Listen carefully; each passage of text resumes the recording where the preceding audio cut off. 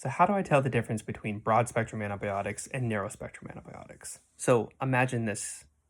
A patient comes in to the emergency room or the hospital, and we're not sure of what kind of infection that they have. We know they have some kind of infection, but we don't know what kind of infection.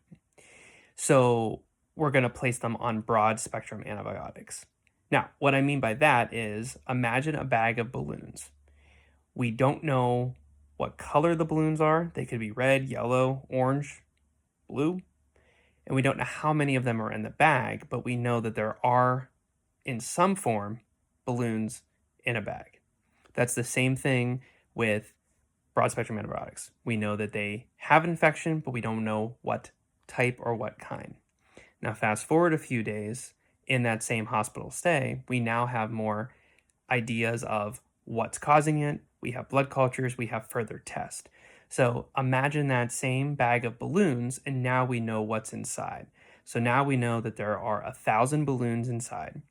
Out of those 1,000 balloons, 999 are blue and one is red. The red balloon is the outlier. So now, since we have the data, we now can change from broad spectrum antibiotics to narrow spectrum antibiotics to then remove that balloon from the bag, thus helping the patient.